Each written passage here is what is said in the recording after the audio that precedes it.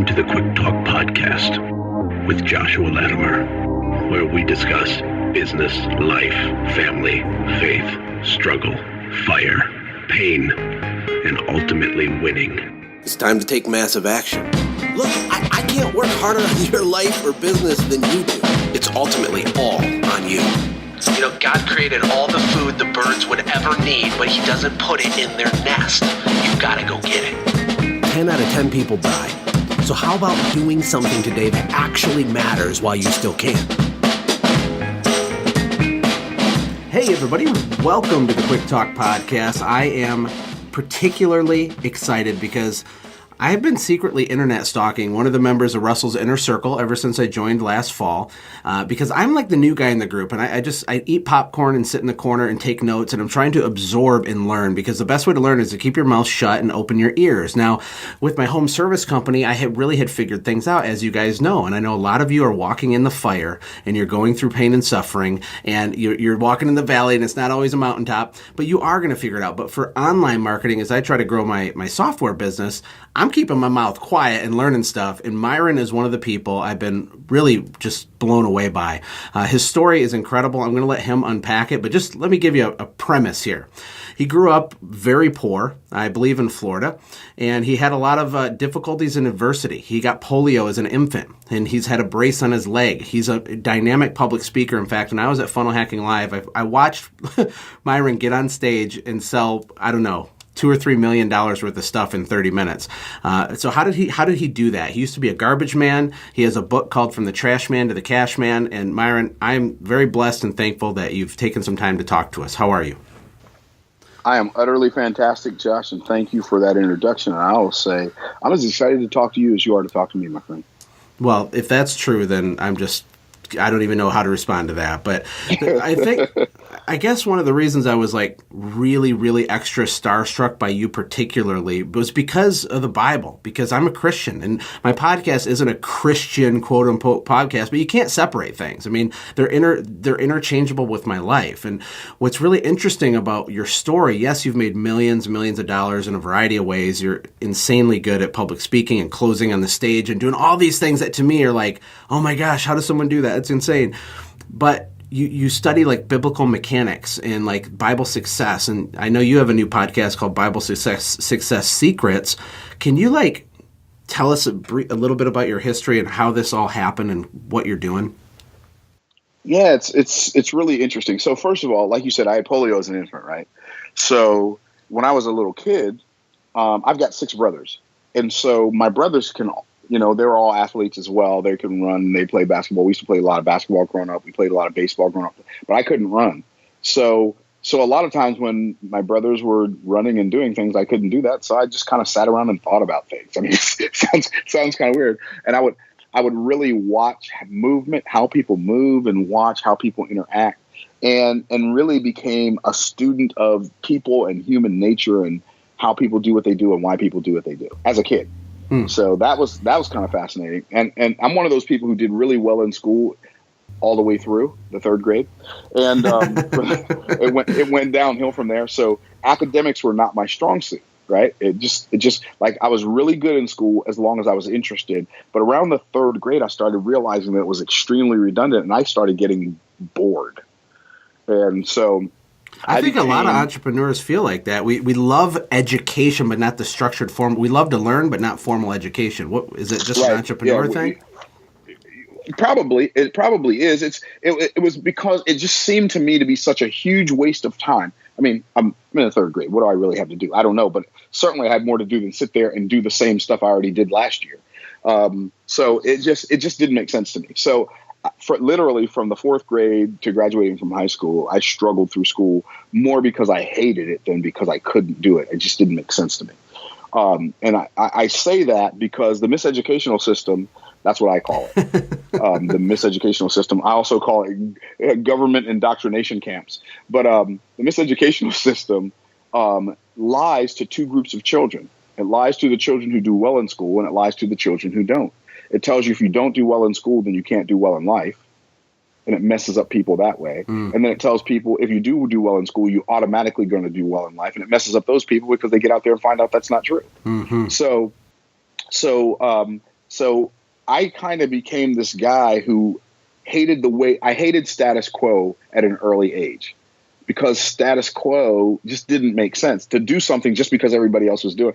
I'll give you a perfect example. I can remember as a child in elementary school collecting baseball cards and trading baseball cards because it was fun. It was just something fun that kids did, right?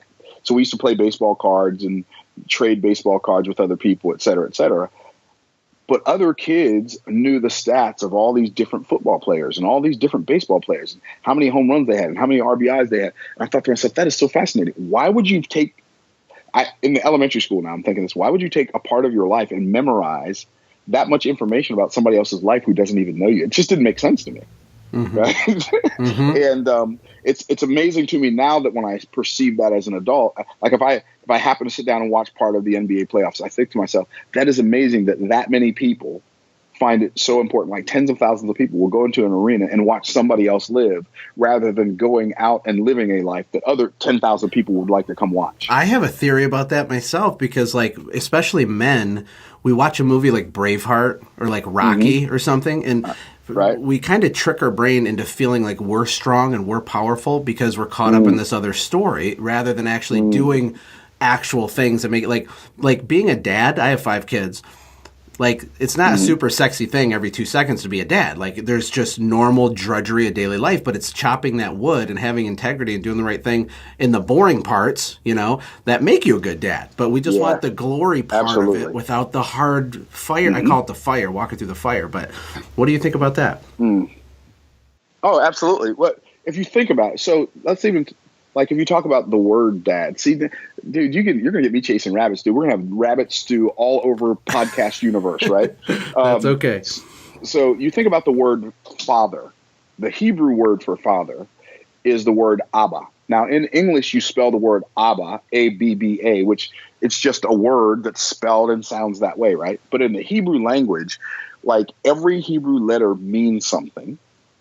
And so every letter has its own definition. And in Hebrew, the word Abba is spelled with 2 letters, Aleph, Beit, right? So you say, what's the significance of that? Well, the letter Aleph represents God, and the letter Beit represents house. So the word father in Hebrew means God in the house. And it doesn't mean like I'm God in this house, and if you don't behave, I'm going to strike you with one of my lightning bolts. That's not what it means. It means the father is like God in that the father is the progenitor of the house. The father is like God in the fact that he is the provider of the house.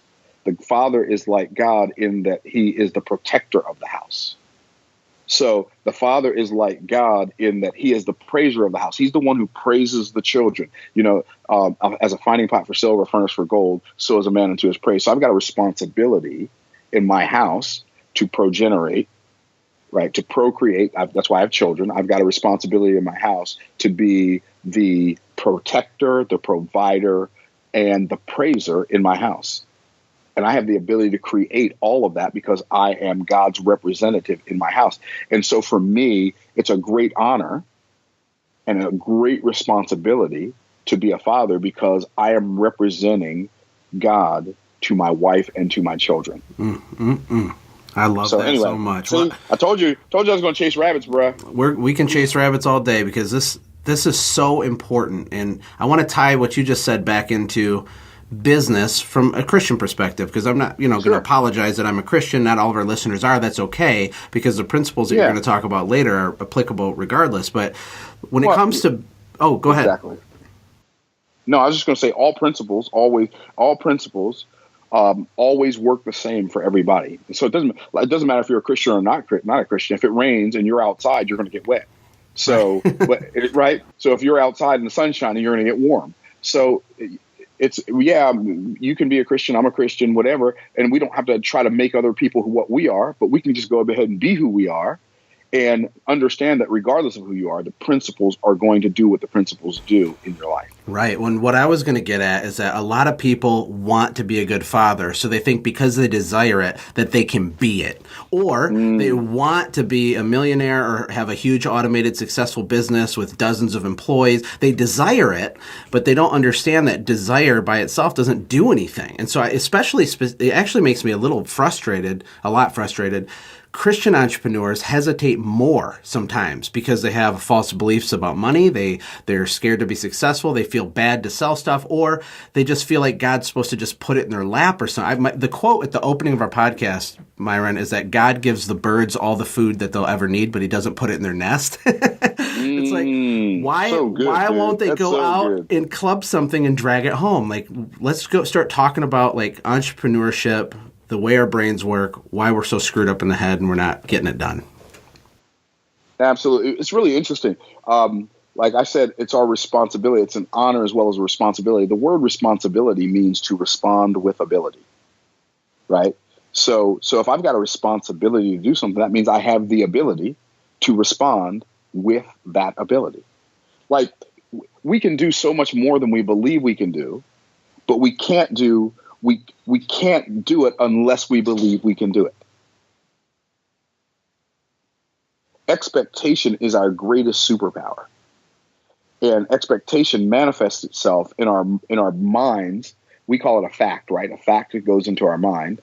And the fact of expectation lands in our mind as a two-sided coin. It's flipped. Every circumstance, flip, two-sided coin. If it lands on tails, it manifests itself as doubt. If it lands on heads, it manifests itself as faith, right? Mm-hmm, mm-hmm. But that fact of faith or doubt in our head migrates down and creates a feeling in our heart. Yes. Oh, yes, right? It does. Oh, word. Whoop, whoop. Yes. Massively.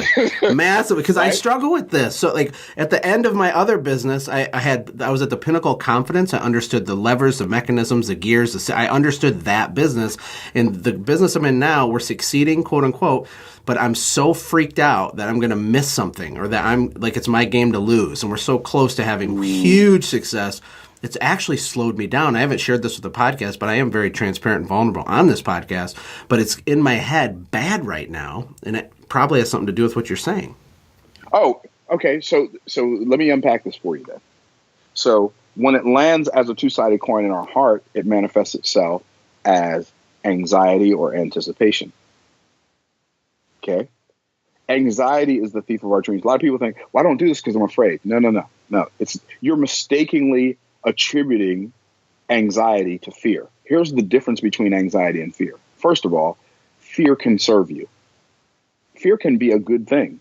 Anxiety is never a good thing. So here's the difference between fear and anxiety. Fear is when I have caution over a real and present danger. Anxiety is when I have caution over a future imagined danger. Oh my gosh. That is huge. Oh, it's huge, bro. It's huge. Are you ready for it to get more huger? Please, bring the hugeness. Drop the hugeness on us. Okay, so here we go. So anxiety is when I have caution over a future imagined danger. So what happens when I have anxiety? I'll tell you what happens. My heart palpitates. My hands sweat. My forehead sweats. I can't move. I'm paralyzed. I either have to sit down or lie down, but I can't go to sleep. What's that about? Well, now I'm going to give you the definition of anxiety. Anxiety is wasting present energy on a future outcome that is undesirable to me. What do I mean by that? Yeah, even though the outcome isn't certain, just the possibility of it paralyzes me from taking the correct actions, habits, and behaviors right now. Right. My heart's palpitating, but I'm not running. My head is sweating, but I'm not working. So why? Because I'm using energy. I'm wasting energy. Why do I say wasting? Because I'm expending energy, but that energy is not going into anything. It's like a car sitting in park, revving the engine at 5,000 RPMs while you're in park. You're burning gas. You're wasting energy. You're making noise, but you're not going anywhere. And just like in a car, if you sit there and you in park and you rev the engine of that car up and you hold it all the way to the floor, that car engine will blow in probably in less than 10 minutes. If you have it full rev, Why? Because you're wasting that present energy and you're not using it for anything. Energy was created by God to be used, not to be wasted. So that's what anxiety is, wasting present energy on a future outcome that's undesirable. And you ever heard somebody say that don't worry because the things you worrying about something makes it happen? Yes, what you focus on, you find, or something like that. Right. Mm-hmm. Yeah. So the reason worrying about something makes it happen is because when I'm worried about a thing, I'm wasting the energy that I could use to fix it. I'm wasting that energy thinking about it, having anxiety over it, which robs me of the energy to do the thing that could fix it. That's why worrying about something makes it happen. Yeah, you'll see like a single mom she doesn't know what she wants out of life. She only knows what she doesn't want. Right. Like I asked my sister in her early 20s, I said, well, what kind of guy do you want to marry? She said, well, I don't want someone that's lazy. I don't want someone who smokes weed. I don't want this. And I'm like, no. Like what? And look, here's the weird part, Myron. Yeah. I intellectually understand this stuff. I mean, the way you explained it is mind boggling. I haven't heard it like that, But how do we modify, like, how do I snap out of it? Like, it's not an information problem as much as it is a behavior problem, is the way I'm perceiving it. What do I do? Okay. So think about it like this. So if you have a fact in your head, it creates a feeling in your heart, but that feeling in your heart always produces a function in your hand. So think about it like this. I mean, and it's how it works. In the book of Romans, what does it say? It says you have obeyed from the heart. So you've obeyed. That's the hand. That's the function in your hand. From the heart, that's the feeling in your heart. That doctrine which we've given you, that was the fact in your head. So transformation always goes head, heart, hands, head, heart, hands, head, heart, hands. That's the cycle, right? What you know determines how you feel determines what you do. The reason people don't take action on something they should do is because they don't feel like it. And so the thing you have to do is not learn how to make yourself take action. You got to learn how to make yourself feel like taking action. It's so true because there's certain times when I'm not productive and it's like embarrassing, but then I'll have a moment of inspiration where I'm on fire and I will produce more output, whether it's building a product or writing a copy for something, whatever. Oh, absolutely. Like, and it's like, it just flows out, right? And you can get more done in a day than you could in 2 weeks. But when you're in that zone of feeling and belief and all that stuff. Exactly. So how you do it is this. So if anxiety is wasting present energy on a future outcome that is undesirable to you, then the opposite side of that coin is called anticipation. And that's anticipation is when you gain present energy from a future outcome that is desirable to you. It's the exact opposite. So what do you mean gain present energy from a future outcome? Okay, yes. I'm going to give you a perfect example. Are you ready? Yes. Do you remember when you were a little kid on Christmas Eve and you knew what you were getting the next day? Oh, baby. Could you go to sleep? It's impossible. It's impossible. Your mind races like 1,000,000 miles a minute. But wait a minute. You've been up all day. Why aren't you tired? Because your anticipation of tomorrow is bringing you so much joy that it's giving you present energy because you're focused on that future outcome that's desirable to you. Wow. So what we have to learn to do, it changes everything. So what we have to learn how to do is we have to learn how to replace the anxious apprehension of the outcome we don't desire with the joyful anticipation of the outcome we do desire. In other words, when I find myself in a moment of anxiety and worry and trepidation, I've got to see clearly the outcome that I desire. Now, how do I see a different outcome than the one I'm like, I've got to go meet this prospect today. If I get this deal, I've got to go talk to this potential client today. If I get this deal, then it's going to be great. It'll change my business for the rest of the year. But if I don't get it, I'm going to feel like a loser. Then I'm not going to want to talk to anybody for 3 weeks. Right. Right.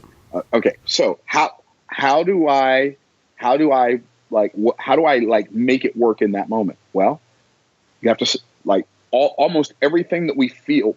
In fact, everything that we feel with regard to anxiety or anticipation, it is a direct result of the outcome we are seeing in our imagination. Mm-hmm. Right. Yep.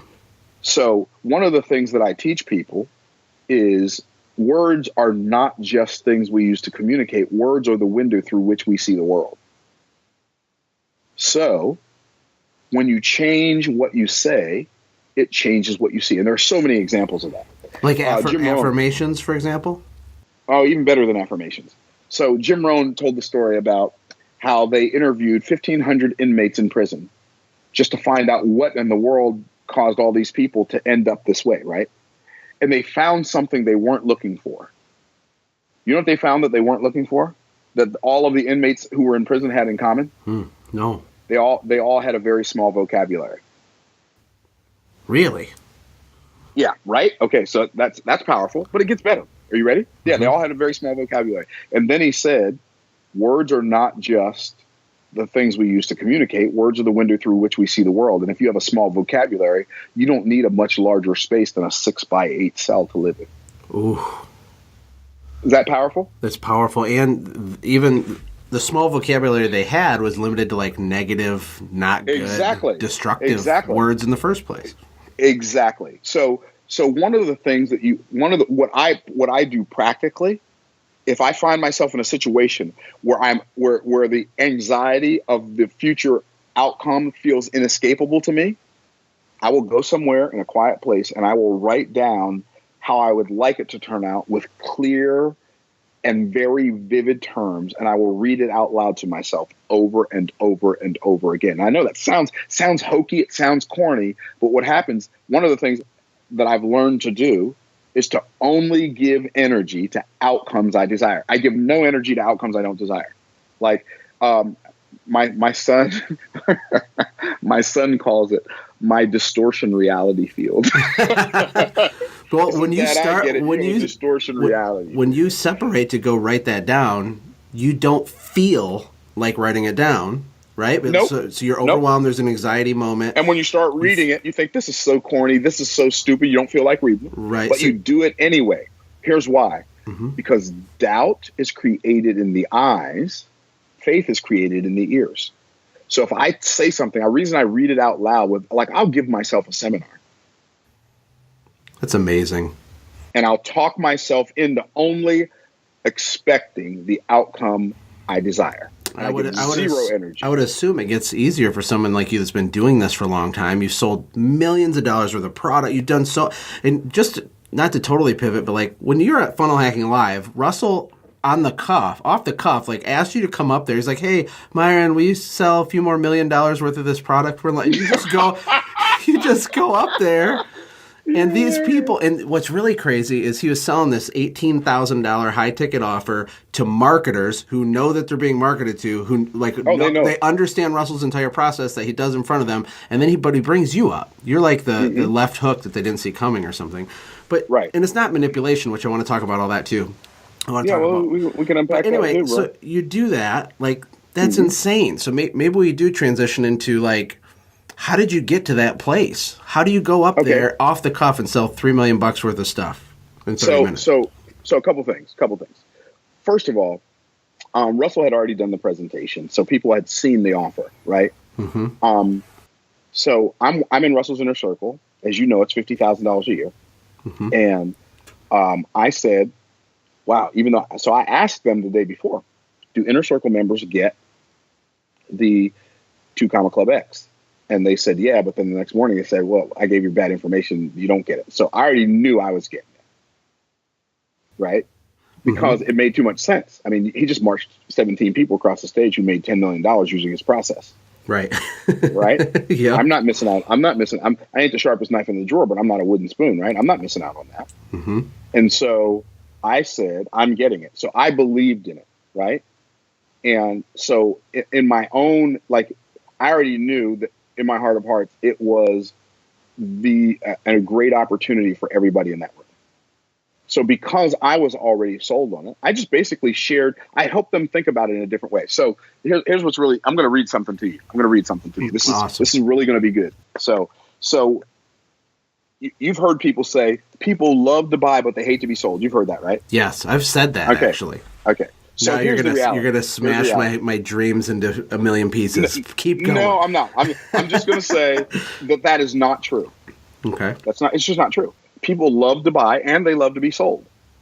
Okay. So, but no, Myron, I hate to be sold. No, you love to be sold. Here's what people love and hate. People love to be persuaded, but they hate to be convinced. Ooh. Yep. Huge difference. Okay.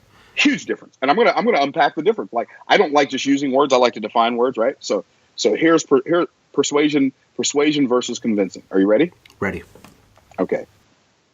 And this is the difference and the difference maker. Here we go. People hate to be convinced, but they love to be persuaded. You know what people hate more than they hate to be convinced? They hate to have to convince somebody. People say, I hate sales. You don't hate sales. You hate convincing people. You would love sales if you ever learned how to do it. Right? Okay, so here's the difference between convincing and persuading. Convincing is when you are attempting to get people to do something you desire them to do for your reasons. So because you're trying to get them to do it for your reasons, you have your fear. If they don't do it, now you're hurt, right? So you're trying to convince them to do it so that you get a benefit. That's called convincing, right? Right. Here's persuasion. Helping people come to a realization that you've already come to for their own reasons. Man, that's so now that is insane. I have no vested interest. Like, buy it or don't buy it. I don't like my life. I already bought it. My life has already been. So now it's all about you. Buy it or don't buy it. I'm just helping people come to a realization that I've already come to. And the way I do that is by going back and unpacking the things I had to think about in order for me to come to the conclusion. Well, okay, I'm just going to lay it out here because I don't know when I'm going to talk to you again. I joined Russell's Inner Circle in the fall. One of the reasons I joined it was I was fascinated by how he sells really hard. Like, he markets hard, right? But every time I'd see his stuff, I liked him, and I really felt like he's legit. He does care about people. He has 5 kids. I learned more about his story. I know it's real. Okay. And the thing is, for me, is that this is going to sound so cheesy to my listeners. I promise you this is the truth. Okay. I desperately care about the people that I serve, have influence over, and help, like, big time, like, keep me up at night, pray. Like, I care so much. But one of the things that actually hurts me, Myron, unless I'm just telling myself a story or something, is I feel like it's harder for me to sell. Like, it's very exhausting for me to sell. So I do it, and I do have the place of, like, wanting to serve. Yes, it's good for them, whatever. But I can't detach what people will think of me because I'm trying to sell it really hard from just pure service or whatever. Does that make sense? What do you think about that? Well, it does, but that's okay. So if I'm right there beside you, here's what I'm going to say though. Like, anything that you believe, you were not born believing it, right? Right. The beliefs that you have were installed in you. And unfortunately, most of the beliefs you have weren't installed in you by you. They were installed in you by someone else. So what you have to do is you have to go, like, get somewhere and spend some time alone with you and God, or you by yourself if you don't believe in God. By the way, little sneaky side note, he'll be there anyway. Okay, anyway. Yes, he will. Anyway, so, and figure out exactly what beliefs will serve you best, give you the ability to serve the people you serve best, and decide to have those beliefs, right? Because you can be haphazard about what you believe, or you can be intentional about what you believe. So if you're intentional about what you believe, you're going to decide on your beliefs beforehand. Right? It reminds me of a quote I wrote down that from a YouTube video I watched of you earlier. And what I wrote down, this is something you said, it was a few years ago, but you told someone to stop waiting for permission to be an active participant in their own life. Yeah. That's like a mic drop epicness. But yeah, it kind of talks like what you're saying. No, Josh. Okay, push pause. Get clear again on why you're doing this. Why is it blah, blah, blah. And then go back and do the stuff. See, one of the greatest quotes I ever heard, I think I heard John Maxwell say it. Like, Jesus had nothing to prove, nothing to lose, and nothing to hide. So a lot of times when we're afraid to step into our rightful place in anything, in our assignment, it's because we have something to prove. We want people to believe something about us. We have to detach ourselves. See, here's what I like. I'm 56. I'll be 57 in a couple of weeks, right? So literally, one of the things that I've learned in life is to not put a whole lot of energy into attempting to make people think something about me. Because here's the reality. People are going to think about me, what they think about me based on who they are more than based on who I am. So I don't like, I'm going to do the right thing because I want to live with myself and I want to do the right thing so God will be pleased with me. Now, what happens in the minds and lives of people when they think about me after that, that's none of my business. Yeah. Right? It's so good, man.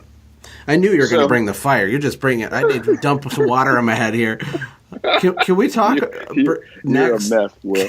You're a mess. I love it. Can we talk next about the it's almost like a value ladder, but you call it the 4 levels of value. But then you give this really cool analogy about like foot racing someone versus if you financial leverage. And can you talk about that? That's super powerful. So before we go there though, let's finish talking about convincing and persuading. Okay. And then I'll go there. Like you have my undivided attention until 2 p.m. Eastern. So I think I got scared of finishing it, and so I ran away to the next topic. Since you called me out, here you can like coach me for the next few minutes. So here's what happened. I deeply care about what people think about me. A lot. Like way too much. And I don't want to because when you said, well, what other people think of me, it's kind of like it's their problem. It's none of my business. It's none of my business. I understand that intellectually. But why can't I modify my behavior even though because it's in my head, but it's not in my heart? You can. So there's like you have to learn something. You have to learn something new to live something new, right? I always say people would do better if they knew better, right? Because remember what we said, the doctrine comes in your head, then the feeling comes in your heart, and then the function comes out of your hand. So basically, the function that's coming out of your hand with regard to being overly concerned with what you think other people think about you. Notice how I said that. Yes. You're not overly concerned with what people think. You're overly concerned with what you think people think. I go even farther than that. I'm scared that they're going to think that I think that I'm awesome. But I don't. I'm actually super not like that. But I do all these crazy fake outcomes like what we talked in the beginning of the show. And it's just exhausting and pointless. But I know that for me to get to the next level, I can make $1 million. I've made $1 million several times. It's exhausting and pointless. That's exactly what it is. It's exhausting and pointless. And I know it, but what I see for me going 1 to 10 million, because I'm trying to get to 10 million in revenue per year, something has to change with how hard I push, and it's holding me back. Well, okay. So here's one thing you do. So stop trying. Stop trying to go to 10 million. There's no try. There's no try. There's do and there's don't do. Like there's no try. Like you want to get to 10 million, eliminate try from your vocabulary and say, well, I'm taking my business to 10 million. You can say, I'm taking my business to 10 million, Lord willing. I'm taking my business to 10 million by the grace, whatever. But the reality is you have to make a decision and then you have to let the chips fall where they may, right? Not trying. Trying is a word with no real definition. That is so true. It kind of deletes the whole power of your claim in the first place. It does. It's a back door. It's a back door through which I'm building in advance to allow myself to escape if I don't keep my word to myself. Did you get to meet Trevor Chapman at the Inner Circle in Boise?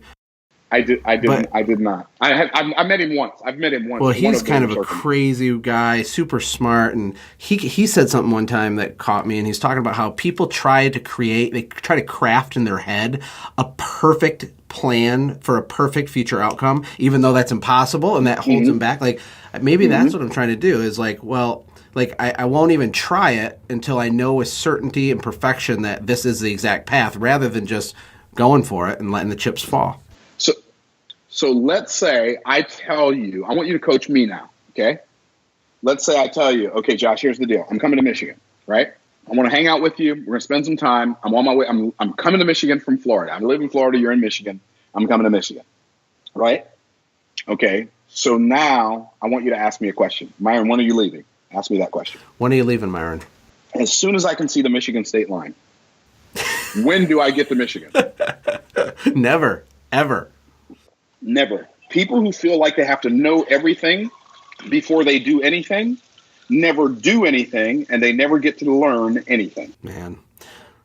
See, everything you said is true. It's like this truth beatdown of truth, which I'm super grateful for. I'm going to go listen to my own podcast before I publish it.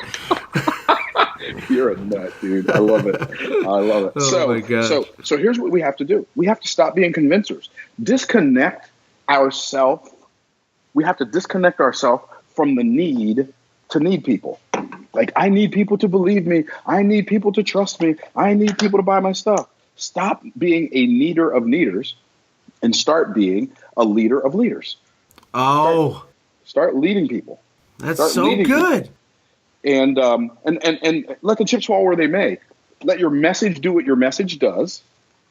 And the people who it rings true with, they'll do what they're supposed to do. And the people who it doesn't ring true with, they won't do what they're supposed to. I mean, they won't follow you anyway, but you have to make sure the message is clear so you don't attract the wrong people. Yeah. I always tell people to not build business systems for the anomaly. Meaning, like, you don't rip so apart. Good, dude. Right, but that's what I do to myself. It's like I twist or distort my actual passionate message of the products and services that we have because just in case that one guy might think that I think the thing or they won't like me or so, which is insanity, but really it is. I mean, yeah, it's logically irrefutable, and you're totally right. Yeah. So what we have to do is we just have be who you need you to be. And the chips fall where they may. Let it do what it does. Let it be what it is. Don't. Jesus had nothing. Don't go through life trying to prove stuff to you. They don't care. Jesus had nothing to hide. Live your life as a life of integrity, so that you have nothing to hide. Right? And yes. So think about it like this: like, Jesus had nothing to hide. He had nothing to hide because live a life of integrity, so you have nothing to hide. He had nothing to lose. Like, literally, just know that everything that's meant for you is going to be yours anyway. So you don't have to stop worrying about manufacturing outcomes and be faithful to the process. Can you say that again? It's cutting out again. Do you say stop trying to manufacture what? Outcomes. Stop trying to manufacture outcomes and focus on being faithful to the process and let the process produce what only the process can produce. Well, maybe that's a good transition into for the next few minutes to talk about the process. So even when you talk about sales, okay, so let's go ahead and talk about the process. So understand, okay, so do you want me to go deep into the process or you just want me to like cover the surface stuff? Because I can do either one. And I'm good either way. Deep. Why not? Yeah. I mean, the last few things I wanted to talk about after this was like just the law of advancement. And you said a quote about how many apples are inside of an apple seed. That one blew my mind, but we can wrap up with that. So take as long as you want. Okay. So we're going to be here for the next 6 hours. That's cool. I can dig it. I can have it too. Okay. So, hey everyone, I hope that you are enjoying this interview. Our connection got interrupted, which was so frustrating because Myron was on a roll. But I did reconnect with him after we got the signals kind of figured out and stuff. So this was actually later in the day because we couldn't get it to work. But we're going to pick it up right from where he left off. Hey everybody, we're back with Myron Golden. Sorry we had some technical difficulties. Sometimes when you're recording greatness, weird stuff happens, but we're not going to let that hold us back. Myron, I want you to pick up where you left off. We're talking about the process, the financial leverage process, or those 4 levels of whatever, and go take us where you want to take us. Okay, so Genesis is my favorite book in the Bible. And when we talk about the process, what we have to do is we have to go back to Genesis, and we have to look at how God set the whole thing up, right? So the first thing that we see is Genesis 1:1. It says, in the beginning, God created the heaven and the earth. So a lot of people read that. They don't really get what all's going on there. But a lot happened in those 10 words, right? A lot happened. And what happened, it says, in the beginning, God created the heaven and the earth. Understand that we as human beings, we experience life on this planet, which is governed by the laws of physics, right? So the laws of physics are how we as human beings can operate in the realm of time, space, and matter. There have been volumes written about physics. I love the concept of physics, but there have been volumes written about physics. And the interesting thing about it is God established the laws of physics, which entire volumes have been written about in one sentence. In the beginning, before that there was no time, so now we have time. God created the heavens, that's space, and the earth, that's matter. So Genesis 1:1 establishes the platform. What platform? The platform on which we operate. Everything else that we do. The platform of reality. Well, actually, are you ready for this? The platform of physicality. Now, you say, Myron, well, why did you make that as a difference maker? Like, not the platform of reality, but the platform of physicality. Here's why. Because most people make the mistake of thinking that physicality is reality, but physicality is not reality. Physicality is just the manifestation of reality. What do I mean by that? Well, reality is invisible. In fact, we know this already. This is not like, I'm not talking about metaphysics. I'm not talking about hocus pocus. I'm not even talking about pseudo spirituality. I'm talking about we know already, scientifically speaking, that every physical thing that we can see, touch, and smell, everything is made of molecules that we cannot see. Not only that, if you want to really nerd out, we can go all the way to string theory. There's a multi-dimensional model in quantum physics now. It's widely known that there's at least 10 dimensions. Some people say more. What's really crazy, to go down a rabbit trail, because I know you're a nerd and love this stuff, is I was reading string theory, like in a nutshell, is basically vibrations, which this gives me chills, but you think about Jesus Christ being the Word, right? Nothing was made that wasn't made by... He's the Word. And then we find out, after all the science and all the hoopla, they're like, all of reality is held together by vibration. Yeah. And what's really interesting, so, I mean, even if you go back to... See, I wasn't going to go there. See, now you're doing this, Josh. You're doing it again. Okay, so...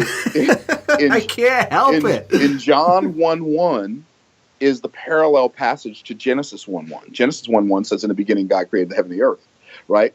But did you know that there is a Hebrew word in Genesis 1:1 that is not translated into English because it is non-translatable? Did you know that? No. Okay, so in John 1:1 it says, in the beginning was the Word, and the Word was with God, and the Word was God, and the same was in the beginning with God, and all things were made by him, and without him was not anything made that was made. That's John 1:1 and 2, right? So in the beginning was the Word. Well, in English, in Genesis 1:1 it says, in the beginning God created the heaven and the earth, but in Hebrew it says, Berashit bara Elohim et. Et is the word that is not translated into English.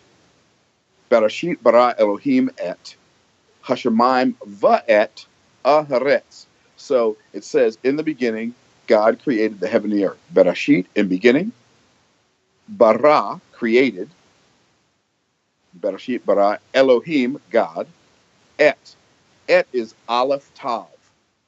In other words, in the beginning, God, the Aleph Tav, created heaven, and with the Aleph Tav, created earth. Aleph Tav is the Aleph, the first letter of the Hebrew alphabet. Tav, the last letter of the Hebrew alphabet, which means it's not a word. It's not even actually a word that's translatable into any language. Even in Hebrew, it's not even. It's a word with no definition. It's a definite direct object marker. But basically, when Jesus said in Revelation, I am the first and the last, I'm the beginning and the end, I am the what? What does it say? I am the what? Alpha and Omega. And Omega. Right. But Jesus was not Greek. So he would not have said, I am the Alpha and Omega. He would have said, I am the Aleph Tav. Which is et? Which is et. Aleph Tav. Exactly. Wow. That's a mind bomb. Dude. It's so much of a mind bomb. So what the Aleph Tav includes the Aleph to Tav and every letter in between, and the meaning of all those letters in between. It is the word, just like you just talked about. String theory, vibration, the Aleph Tav. Anyway, see, you got me geeking out again, and I wasn't even trying to go there, but you get me on these rabbit trails, and then the next thing you know, life-changing, unbelievable but it's a goosebump creating rabbit trails. Exactly. If the rabbit trails create goosebumps, I am in every time. Okay. Look, life is epic. We always in our house, everything is epic. A blade of grass is literally epic. Life is epic. Consciousness is epic. Every freaking thing is epic, and I try to tell the listeners of the podcast every single day as I grind and I try to inspire and motivate them, like what you're doing matters. The ripple effects, your community, the employees, the people you have influence over, your leadership, your vision. You're able to take something from your brain that doesn't exist. The whole nine. Ugh. See, you already get it. Why are we even talking? Why are we talking right now? Like, everybody gets this already. We're probably boring. No, I think it's somebody that's eating potato chips on their couch just got up, ran out the door to go do some door knocking to sell some more accounts. So if you think about the platform is time, space, and matter, right? That's the platform. But now, Josh, I'm telling you, I'm about to unpack something for you, bro. It's going to get juicy around here, okay? So I got my raincoat. Okay, cool. So think about it. The platform is time, space, and matter. So that's the first part of how God set it up. Time, space, and matter. Here's the second thing we notice. The second thing we notice is we have to look at the first thing God says to man. I call it the first command, And it happened long before the Ten Commandments. What it was the first thing God said to man. Would you agree that whatever the first thing God said to man, that's got to be the most important thing? The first thing he said to Adam. Yes. Was that when he told him to subdue the earth? What's that? When he told Adam to subdue the earth, take dominion over it? Yes. Exactly. Okay. Yes, I got it right. You've stressed me out. Right. You got it right. He said, be fruitful and multiply and replenish the earth and subdue it and have dominion over the works of my hand. Now, see, one of the problems we have, fortunately for me, I'm a remedial reader, so I read really slow, right? And what happens when I read really slow is I get to pick up some details that people who can read faster than me don't get. Okay? So be fruitful, multiply, replenish the earth, subdue it, and have dominion over the works of my hand. So here's what I want you to see. This is amazing. See, if you say be fruitful, that makes sense. But if you said do fruitful, would that make sense? That wouldn't make any sense, would it? No. Do fruitful. You wouldn't say have fruitful, would you? You'd have to. The only verb that goes before fruitful and makes sense is be. Be fruitful. Fruitfulness is something that you become. Now, when you think about what fruit is, right? A fruit is something whose seed is in itself. Well, what's the seed? The seed is the thing inside of you that reproduces, right? So that self-perpetuating part of you, be self-perpetuating, right? And like Warren Wiersbe said, any fool can count the number of seeds in an apple, but only God can count the number of apples in a seed. So when God's telling us to be fruitful, he's telling us to access and trust that part of that self-perpetuating seed-like nature that he put inside of us, okay? So that productive nature, that reproductive nature, that producing nature, okay? So be fruitful, and then he says multiply. Multiply, would you say be multiply, or would you say have multiply, or would you say multiply is a do? Which one? It's a do. It's a do. So be fruitful, do multiply, replenish. Is that be, have, or do? Which one? Be fruitful, multiply, replenish. Is replenish a be, a have, or a do? A do. A do. Be fruitful, do multiply, do replenish, and then subdue is also a do, and do subdue. So here's the first thing. Here's the first thing God said to man is be. Second thing he said is do. Right? Be fruitful, do multiply, do replenish, do subdue, and then it says, and have dominion over the works of my hands. So dominion is something that you have. Does that make sense? Yeah, right? I'm taking notes. So the very first command God gave man is be, do, have. Oh, but it's about to get good. Are you ready? I'm ready. By the way, be, do, and have, the platform is time, space, and matter. The parameters are be, do, have. Are you with me so far? I'm with you completely, 100%. Yep. Well, get ready to get with me 100 plus 100 plus 100%. Are you ready? Here we go.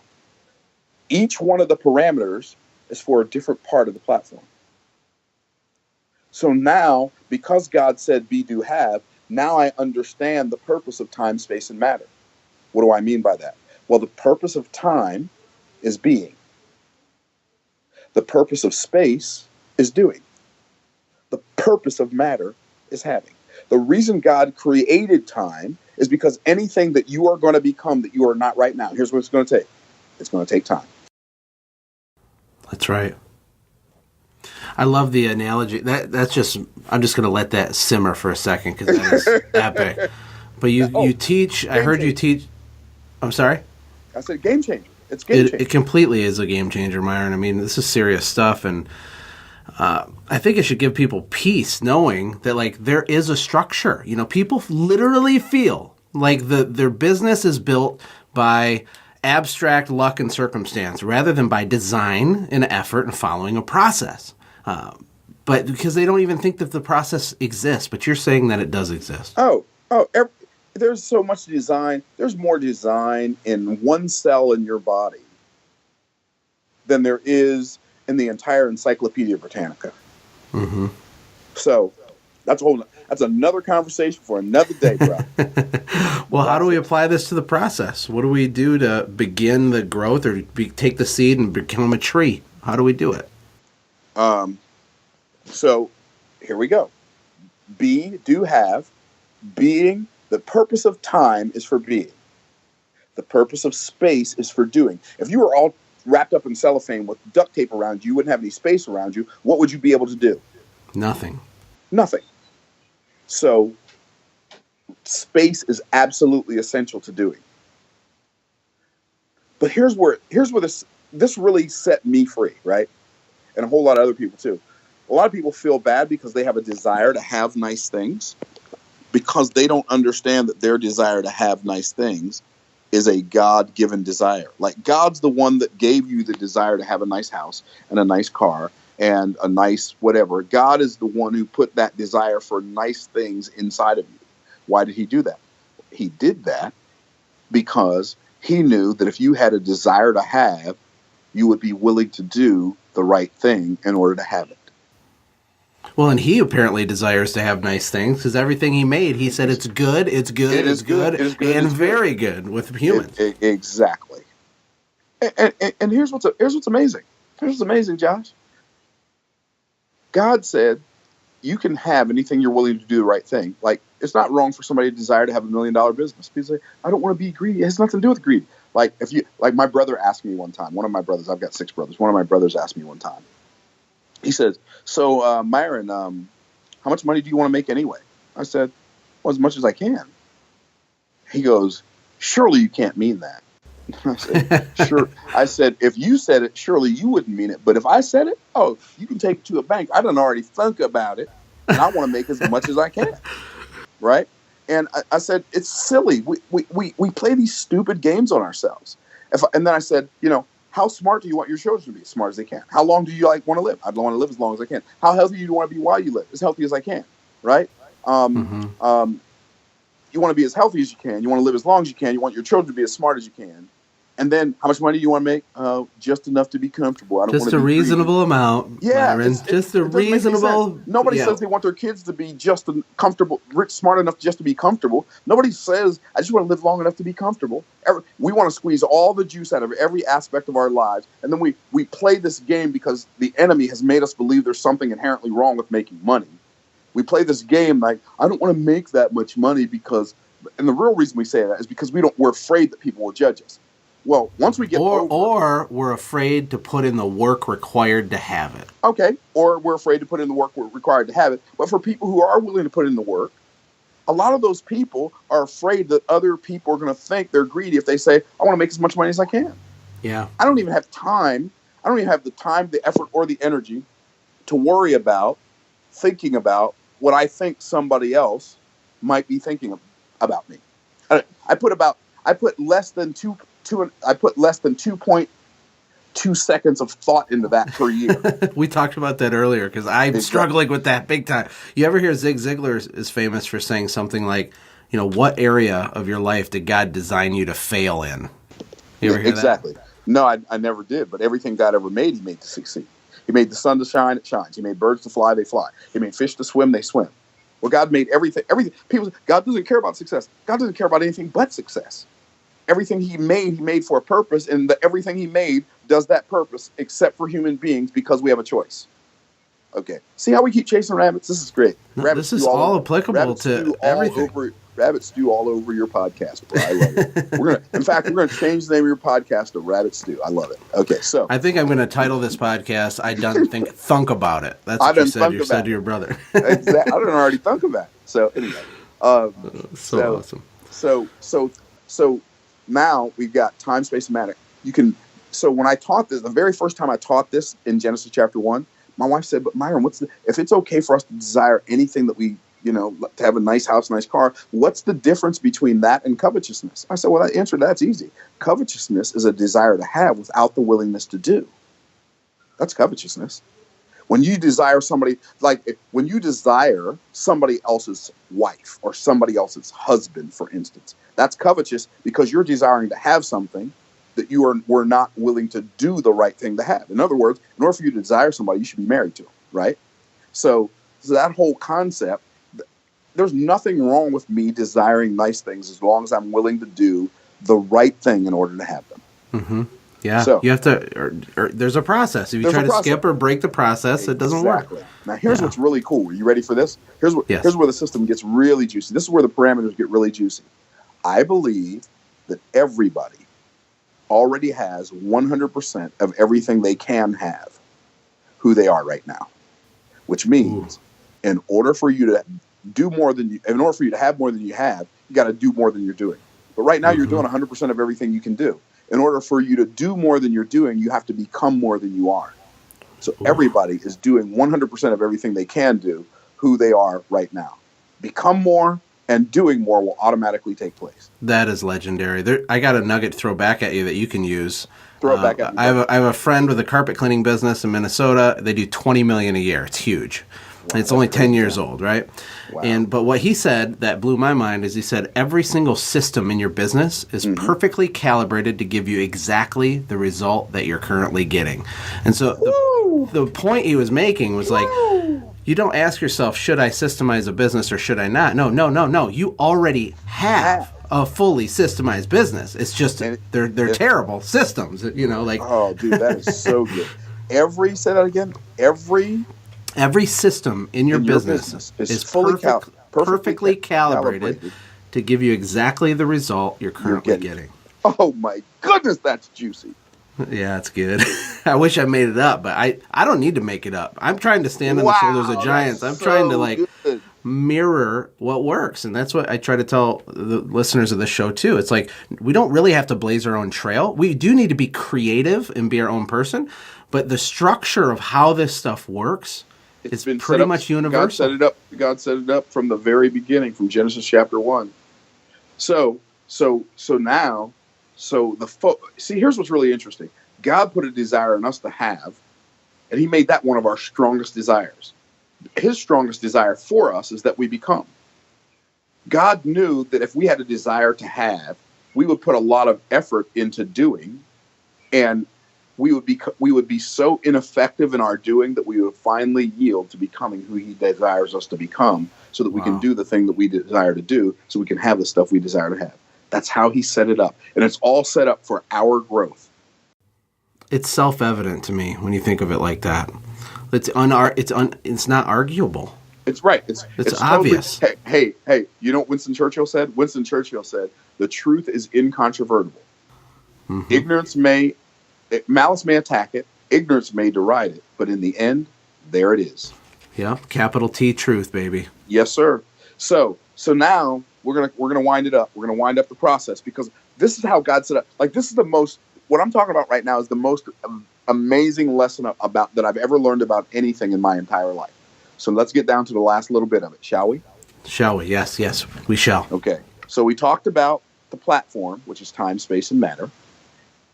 We talked about the parameters, which are be, do, and have. Now, if God's so concerned about us being, the question then becomes, what is the process of becoming? We need to talk about the process. We talked about the platform. We talked about the parameters. Now let's talk about the process. What is the process for becoming? The process for becoming is, which is really interesting that it's fourfold. And I think it's fourfold because we're physical human beings. And so we are on an earth. The number, like every number in the Hebrew line, every number in the world has a significance. Like 1 is the number of God, 2 is the number of separation, 1 is the number of unity, 2 is the number of separation, 3 is the number of God, 4 is the number of the earth. You have 4 directions, north, east, south, and west. You have the 4 corners of the earth, the 4 winds of the earth. So 4 is the four dimensions if you count time as a dimension. Exactly. So when you think about that, maybe that's why there are 4 steps in the process, not 3. Right? So here are the 4 steps in the process. Imagination, communication, unification, and implementation. That's the process of being. It all starts in the imagination. That's the highest level of value, as you've heard me talk about before, right? Is imagination. And when we have imagination, communication, unification, and implementation, there's nothing we can't do. Nothing. So, why do I say that? Well, it's how God set it up. So where did I come up with that from? It says, I'm going to show. And God said, let us make man in our image. If God said, let us make man in our image, then the image had to exist before God said it. Mm-hmm. There's imagination. That's the highest level of value, right? And then God said, let us make man in our image. So the second level is communication. Wow. Right? But he didn't say, let me make man in my image. What did he say? Let us make man in our image. And by the way, that shows us, just like when God created the crown of his creation, he was congruent. He said, let us make man in our image. When we are the most powerful as human beings, when we are congruent, when we have singleness of focus. What does it tell us in James chapter 1? It says the double-minded man is unstable in all his ways. Or if any of you lack faith, let him ask of God. If any of you lack wisdom, let him ask of God, who giveth to all men liberally and upbraideth not, and it shall be given him. But let him ask in faith, nothing wavering. For he that wavereth is like a wave of the sea, driven with the wind and is tossed. And it says, let not that man think that he shall receive anything of the Lord, because a double-minded man is unstable in all his ways. We must have congruency. Our imagination must match our communication, and our communication must match our implementation. Then we are in alignment, and we are true. We are operating in integrity. Okay. Oh my God! Hold on a second. Okay, because I've actually mentioned these four things briefly on previous episodes, because I heard them from you. My mind exploded, and I tried to recreate it. And I told them to go to myrongolden.com, just so you know. But anyway, this is something I hadn't thought. Now you know where I got it from. Well, my mind's... Because here's the thing. People don't have the congruency with their own self, let alone assembling a team. So they have an imagination of the thing they want, but the way they speak to other people, to themselves, to whatever, is not in alignment with that level of thought. Well, and they can't unify. The outcomes that most people are imagining are not even in alignment with the outcomes that they desire. That's true. They're desiring one thing and imagining the exact opposite and wondering why they don't get it. You don't get it because you're not congruent. So desire doesn't mean that you're imagining the desire. If you're desiring, you need to be purposeful to focus on imagining the thing that you desire, not the thing that you fear or have anxiety or the undesirable outcome. Exactly. Yes. It has to be in alignment. Okay? Now. Wow. So, and the last thing is implementation. So if you think, God said, let us make man in our image and after our likeness and let them have dominion over the... Okay, but what's the last thing that God did when he created man, the crown of his creation? Here's the last thing he did. Genesis chapter 2, verse 7. And the Lord God formed man of the dust of the ground. There's the implementation. Wow. So it's not enough to imagine it, talk about it, and be congruent. You have to eventually do something. Like, you got to take action. Right? And so... Well, some people just take action, but it's all over the place because they have no idea what they're even... That makes sense. They don't understand the platform. They don't understand the parameters. They don't understand the process.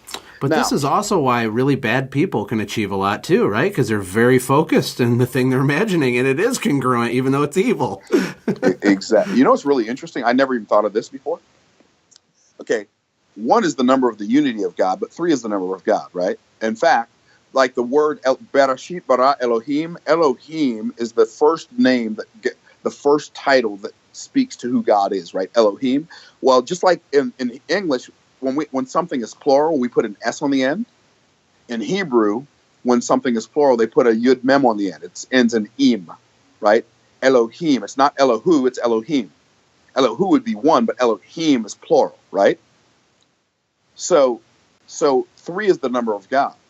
So we're talking about Genesis 1:1. We're talking about how God set everything up. And we showed you the process, imagination, communication, unification, and implementation. Well, guess where the next place we see that same pattern is? Genesis chapter 11. So it's in Genesis chapter 1 and in Genesis chapter 11. You put those 3 numbers together, you got 111, which again is 1, but it's still 3. I never even thought of that until just now. So here we go. Are you ready? Genesis I'm ready. Chapter 11. I'm going to read something to you. I read this. That doesn't. Wait a minute. What are you talking about? They can't do that. But watch this. Here's what it says. It says, in verse number. I'm in the wrong chapter. So let me get to Genesis, because if I want to find it, I'm going to have to be in the right place. Hey, that's okay. I'll just take this opportunity to plug your new podcast, which I already listened to the first 3 episodes. I know it's brand new, but Myron started a podcast called Bible Success Secrets. And if you want to check it out, which I'm certain that you do, then go to iTunes or grab your pod catcher and type it in and subscribe to it and send him feedback. You can also visit him at MyronGolden.com. And you can just go on YouTube and Google him, go on Facebook. He puts out a lot of stuff, and it's all amazing. Wow, thank you, Josh. So here we go. Here's what it says. It says Genesis chapter 11. It says, and verse 4, and they said, "Go to, let us build a city and a tower whose top may reach heaven, and let's make a name for us, and let's make a name lest we be scattered abroad upon the whole face of the whole earth." Now, we're talking about the 11th chapter in the Bible. We're talking about thousands of years BC. These people are saying, we're going to build a tower whose top can reach heaven. What? They don't have helicopters. They don't have cranes. They don't have hydraulics. They don't have moving equipment. How are you going to build a tower whose top can reach? When I read that, that's a stupid goal. Right? But let's go read it from verse 1. Well, let's go. In fact, let's read verse 5. It says, "And the Lord came down," verse 5. "The Lord came down to see the city and the tower which the children of men builded. And the Lord said, Behold." What am I beholding? The Lord said, "Behold, this people is one." There's unification. And they all have one language. There's communication. "Now this they begin to do." There's implementation. "Now nothing will be restrained from them which they've imagined to do." Does it sound like God thought they could do it? There's imagination. Does it sound like God thought they could do it? Because those are the rules. That's how it works. Of course they could do it. That's how he set up the process. Yes. Exactly. They had imagination, communication, unification, and implementation. So God said, nothing will be refrained from them which they've imagined to do. So if it were me and I didn't want them to do this thing that they were doing, because they were basically saying, we're going to build a tower whose top can reach heaven, make a name for ourselves, because if God sends another flood, we want to be able to last through it, and we don't want to be scattered abroad upon the face of the whole earth. If I was going to stop them from doing that, I might send some lightning bolts. If I was God, I might send some lightning bolts, might send a couple earthquakes, a couple tidal waves. I got them covered, right? Right. God did. How did God stop them? How did God stop them from doing this thing that they should not, using these powers that he gave them for evil, this process? How did he stop them? Here's what it says. It says, "And the Lord said, Behold, this people's one. They all have one language, and this people's one. They have one language, and this they begin to do. Now nothing will be restrained from them, which they've imagined to do. Go to, let us go down there, and there confound their language, that they may not understand one another's speech. So the Lord scattered them abroad from thence upon the face of the whole earth, and they left off to build the city." God confused their language so they couldn't understand each other, and they stopped building. And as you mention it like this, Myron, he could have done those other things, but he did it that way to plant a little breadcrumb trail so that you could see him crossing off one of the 4 ways that it works and breaking the whole thing apart. Yep. So this is insane, and it does apply to business perfectly. It applies to everything. It applies to everything. It applies to family, business, relationships, health, everything. Right? If you're not unified with your wife, if you're not putting in the work, implementing, you're not communicating, you don't have a like-minded vision or goal. I have a boot camp. It's a decently priced product, and the reason I price it, it's over $1,000 course, is because people who don't pay attention and all that stuff. Come on now. Yep. The other thing is I want people to get an outcome, right? Like, I desire so bad that people have transformation, not just information. Yep. But what I was going to say is that the very first module in my boot camp is called "What is your why?" Like, if we don't have the destination locked on, we can't do anything. If I don't know where we're trying to go, how do I reverse engineer a business around it to drive us there, right? But people miss it. They don't even, and a lot of reason with my audience is they came out of the service industry. I call them blue-collar entrepreneurs. They're fighting the good fight. They're not business owners yet. They're self-employed. But what happens is they didn't leave their job to follow a vision. They left it just to escape a mean boss or to be in control of their time. So they didn't have like a big mountaintop that they were going for as much as they were trying to escape, the slavery of their cubicle type of thing. Oftentimes. Wow. So good. Yeah. It's pretty insane. Well, you've been way more than generous than I could have ever possibly hoped for with this. I can't wait to meet you. In fact, I just sent you a book on Amazon that we talked about earlier, too. Dude, you're awesome. So let me know what you think about that. And then the next time I'm in Florida, I will stalk you and bring my camera and just take notes and eat popcorn while you keep talking to me. Sounds like a plan, but we got to do it over the golf course, bro, because that's how I roll. Do you have any final thoughts or inspiration specifically for blue-collar entrepreneurs trying to achieve a legacy for their family, trying to build something significant, but really feeling stuck? What would you encourage them to do? The first thing I would encourage them to do is learn as much as they can about business and then about people and about their business. Like, become a student of life, business, and people. And why do I say that? Because here's what I know. I know that everybody listening to this podcast right now is one idea away from their breakthrough. They're one idea away from their fortune. They're one idea away from their $1 million brand. They're one idea away. There was a time when Bill Gates was one idea from Microsoft. Sam Walton was one idea from Walmart. Steve Jobs was one idea from Apple. And right now, you are one idea away. And I would love to tell you where that one idea is. And Josh would love to tell you where that one idea is. But the reality is we don't know. So you have to look everywhere. Go to the seminars. Go to at least one seminar a month to get better at your craft. Read at least one book a month to get better at your craft. Listen to at least one podcast a week, at least one. Now, those of us who are kind of like over the top and we just love learning, we'll listen to more podcasts than that and go to more conferences. But just like make your life and your business a priority. And I believe if you'll do that, in your lifetime, you will find that one idea that will take you over the top. Yeah, you can't be scared to invest in yourself. I got to be honest, I felt weird when I sent Russell Brunson all that money to be in the inner circle. Mm-hmm. But the moment I wired it, we sent a wire, it was like game on. Because I have devoured and focused and implemented. I made $200,000 back off that investment at least already, and we're not even halfway through my membership. But the point is, though, it's not that Russell gave me a special magic fairy dust, or like I call it. He didn't have any spooful dust for you. No spooful dust. It's not that. He has lots of nuggets, but what it is, it's the accountability coupled with a higher level community, coupled with a big pay to play fee. Is almost a guarantee for success. I mean, you got to level. Dude. So good. If you're the smartest person in the room, get in a new room, right, Myron? Come on now, that's what I'm talking about. Please get in a new room, because you're not doing yourself any favor being the smartest person in your room. No. Yeah, that's one of and here's the reality. Here's the reality, dude. Like a lot, like in my everyday life, as far as business people go, I'm the dude, right? I go to the inner circle meeting, to our inner circle mastermind. Not only am I not the smartest person in the room, I feel like everybody there knows so much stuff that I don't know. I can learn from every single solitary person in that space. It's so worth the money we spend to be in that space.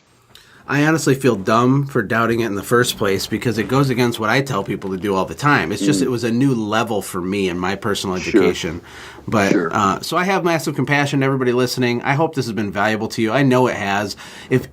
If you need to, listen to this 7 times. Get in a new room, change your community, fire some of your friends. Make hard decisions, make radical changes so you can have a radical result. Myron came from literally nothing. He drove a trash truck. He's generated millions and millions and millions. We were just talking before I hit record on his business plan this year to do $10 million with a new funnel that he's launching.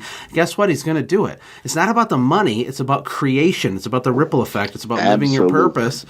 And I hope everybody is understanding both of our hearts with this to help and serve them. Myron, thank you. I can't wait to meet you in real life, my friend. Oh, I'm looking forward to it too, Josh. So blessings to you and your family. And to all the folks listening to the podcast, my best wishes for you. Go out and live your best life now. You can. You deserve the best because you give your best. Thanks, Josh. Thanks, Myron. Have a great one. Hey, thanks for hanging out, friends. And from all of us here at the Quick Talk Podcast team, we hope you loved today's show. We hope that you were inspired to become a doer and not just a listener. Apply what you've heard today in your own business and watch things change for the better. Lastly, remember that all the money in the world can't save your soul. Seek first the kingdom of God, my friends. We'll see you next time. For more information about the Quick Talk Podcast or Joshua's other businesses, visit our website, quicktalkpodcast.com. Have a blessed day.